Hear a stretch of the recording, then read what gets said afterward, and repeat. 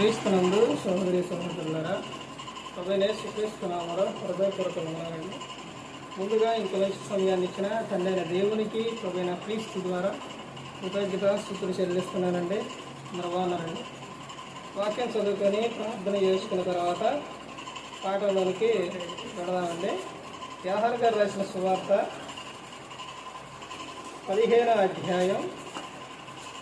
యోహాను గారు రాసిన సువార్త 15వ అధ్యాయం 1వ వచనం నుంచి. నేను నిజమైన ద్రాక్షవల్లిని, నా తండ్రి వ్యవసాయకుడు. నాలో ఫలింపని ప్రతి తీగను ఆయన తీసి పారేయను. ఫలించు ప్రతి తీగ మరీ ఎక్కువగా ఫలింపవలనని దానిలోని పనికిరాని తీగలను తీసి వేయును. ప్రార్థన.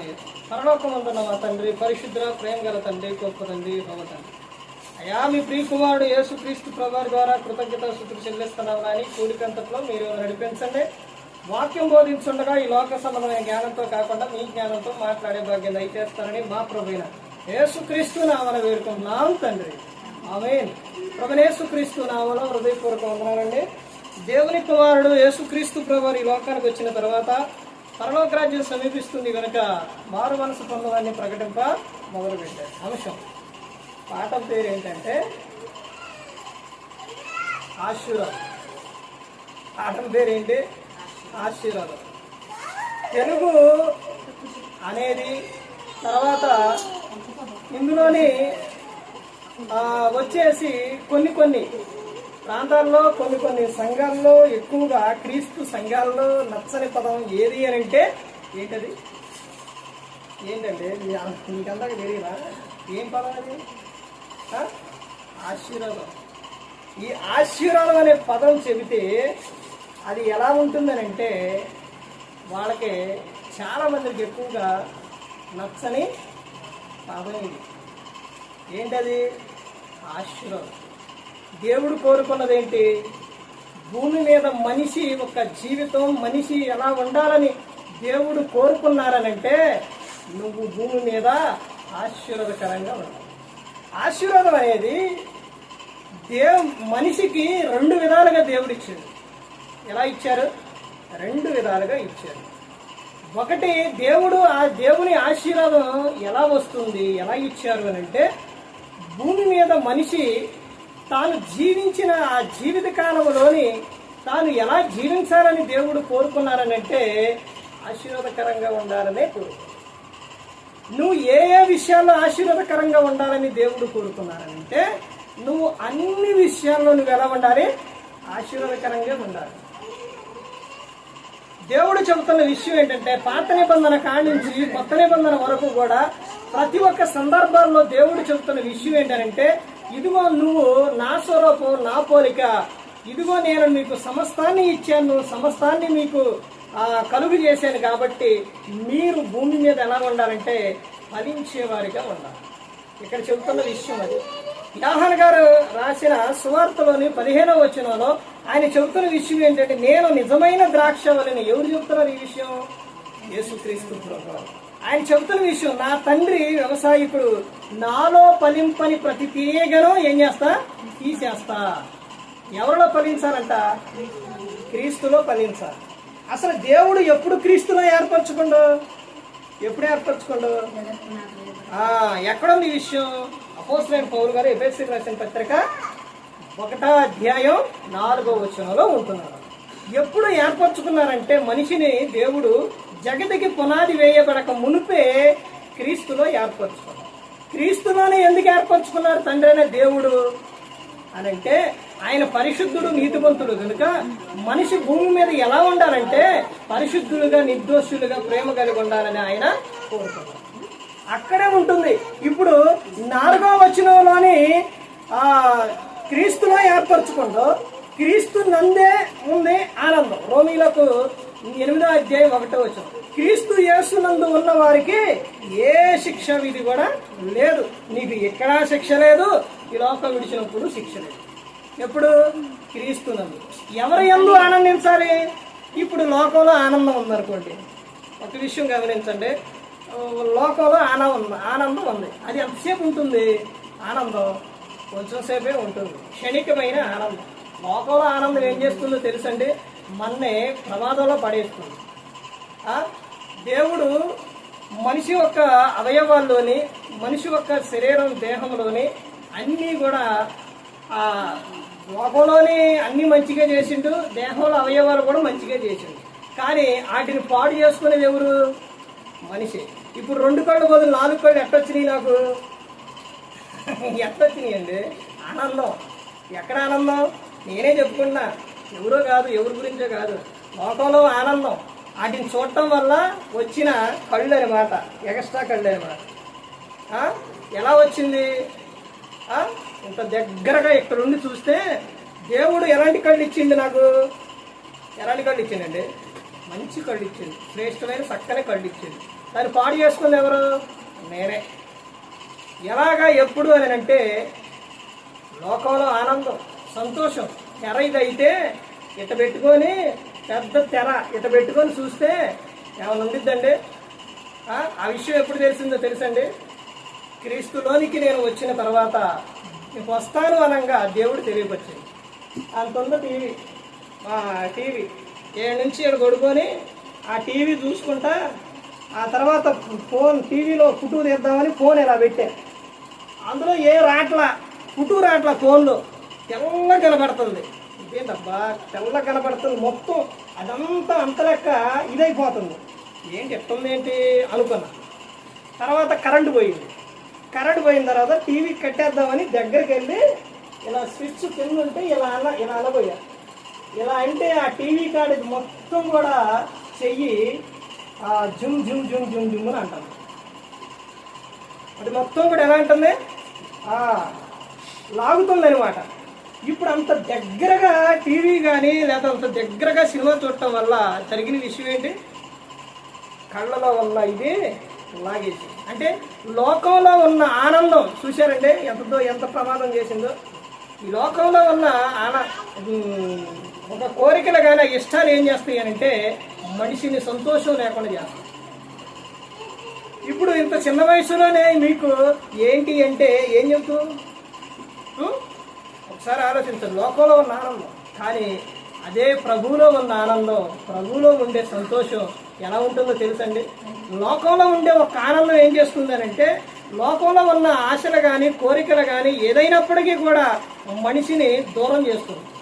ఎలాగనంటే క్రీస్తుని నమ్ముకున్నప్పుడు జరిగే విషయం ఏంటనంటే వాళ్ళు దేవుని వాక్యం వింటారు, దేవుని చదువుతారు కాబట్టి, క్రీస్తు ఉంటారు కాబట్టి అక్కడ జరిగే విషయం ఏంటనంటే ఒక చిన్న బాధ అయినా, శ్రమ అయినా, నిందైనా ఏదైనప్పటికీ కూడా అవి రాగానే లోకస్తులు ఏం చేస్తారంటే నా బ్రతుకు వేస్ట్, నాది వద్దు, నాది బ్రతుకు, నేను ఎందుకు ఈ లోకంలో బ్రతకాలి అని ఏం చేస్తారో తెలుసండి?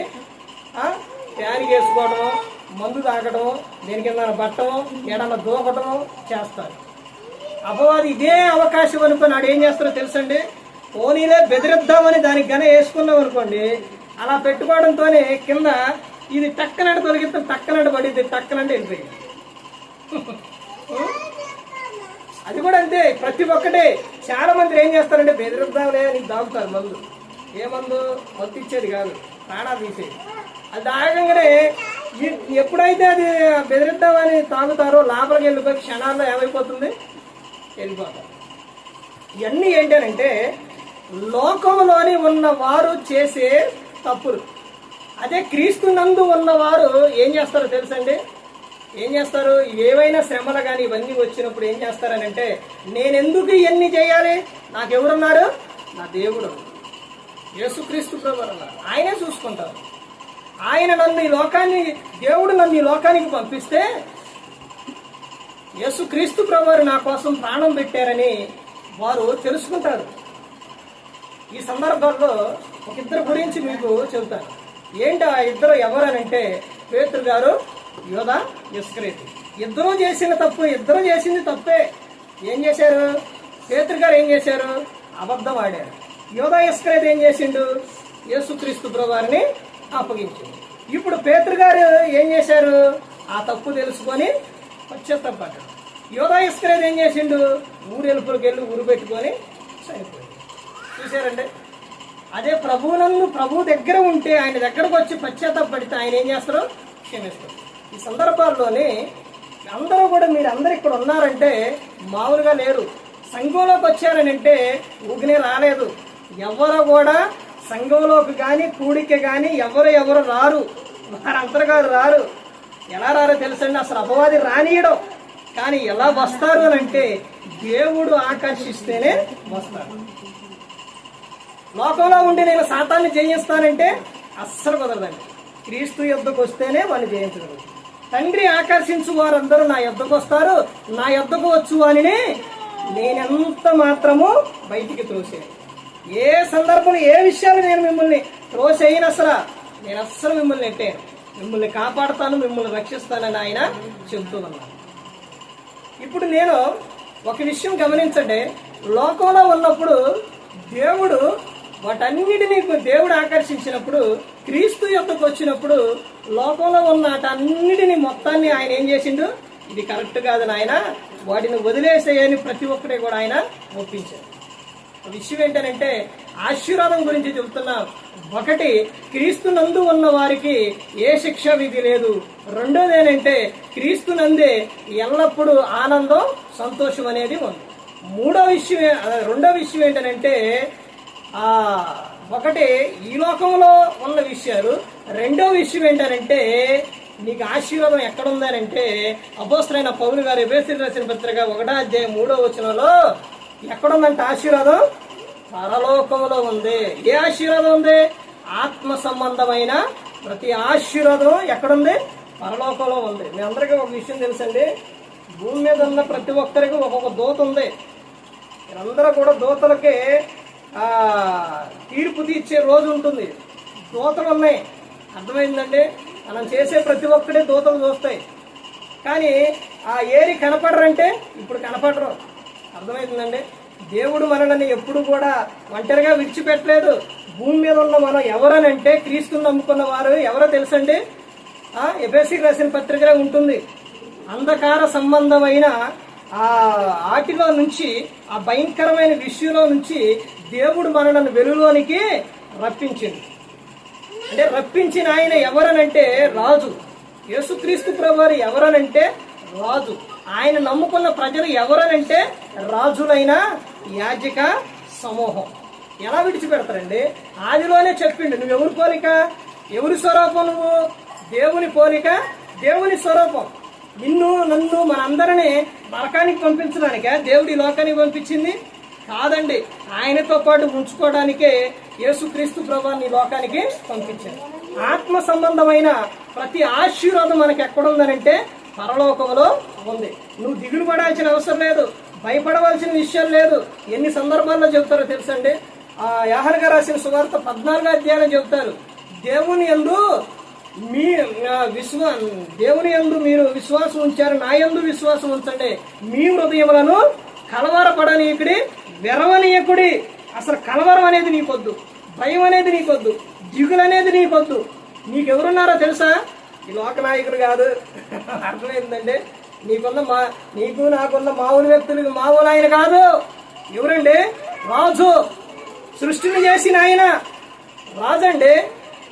ఆయన మన తండ్రి అండి, మన తండ్రి. రాజకుమారుడు ఎలా ఉంటాడండి? ముగిస్తారు. రాజకుమారుడు ఎలా ఉంటాడు? ఎక్కడ పడితే అక్కడ తిరుగుకుంటా, లేకపోతే ఎలా పడితే అలా వండుకుంటా, ఎలా పడితే అలా డ్రెస్సులు వేసుకొని రాజకుమారుడు ఉంటాడా? ఎలా ఉంటాడండి రాజకుమారుడు? మంచి దర్జాగా చక్కగా ఉంటాడు. అదే విధంగా క్రీస్తుని నమ్ముకున్న వారు కూడా అదే విధంగా ఉండాలి. ఇప్పుడు అక్కడ చదవబడిన విషయాల్లో యోహాను గారు రాసిన సువార్తలో ఒక విషయం ఉంది, నాలో ఫలించాలని ఉంటుంది. అది ఎలా ఫలించాలంట? ఎలా ఫలించాలి? ఎక్కువగా. ఏం ఎక్కువగా? మరీ ఎక్కువగా నువ్వు ఫలించాలి. ఈ భూమి మీద నువ్వు ఎక్కువగా నువ్వు బహుగా ఫలించాలి. యోహాను గారు రాసిన పత్రికలో ఏముంటుంది తెలుసండి? ప్రియుడ, నువ్వు ఆత్మలో వర్ధిల్లుతున్న ప్రకారం సౌఖ్యంగా నువ్వు అన్ని విషయాల్లో ఏమవ్వాలి? వర్ధిల్లాలి. నువ్వు అన్ని విషయాల్లో వర్ధిల్లాలి. నువ్వు భూమి మీద ఎలా ఉండాలో తెలుసండి? నువ్వు ఆశీర్వాదకరంగా ఉండాలి. ఎవరైనా నిన్ను దూషించినా వారి కోసం ఏం చేయమని చెప్పారు యేసుక్రీస్తు ప్రభువారు? వారి కోసం ప్రార్థన చేయండి, వారిని దీవించుండి అని చెప్పారు. మీ నోటిలో నుంచి ఏమి రావాలంట? కృతజ్ఞత వచనమే రావాలి. ఎందుకనంటే మన తండ్రి ఎవరనంటే రాజు. మనం ఎవరో తెలుసండి, ఈ భూమి మీద మనం ఎవరో తెలుసా? ఎవరో? రాజులైన యాజక సమూహం. రాజులైన యాజక సమూహం అండి. మరి అలాంటి మనం ఏ విధంగా జీవించాలి? దేవుని యందు ఉండి బహుగా ఈ లోకంలో ఫలించాలి. లోకం విడిచిన పరలోకానికి చేరుకోవాలి. ఏ ఒక్కరు కూడా నశించి నరకానికి వెళ్ళిపోకూడదని యేసుక్రీస్తు ప్రభువారు ఈ లోకానికి వచ్చి మనందరి కోసం శిలువలో తన ప్రాణాన్ని పెట్టి అన్నారు. మరి ఈ విధంగా నిలబెట్టి మాట్లాడించిన తండ్రి దేవునికి కృతజ్ఞతాస్తుతులు చెల్లిస్తూ, ఇంతవరకు శ్రద్ధగా ఉన్న మీకు ప్రభు పేటను ఎవరి పూర్వకంగా చెల్లిస్తూ ఈ మాట అందరికీ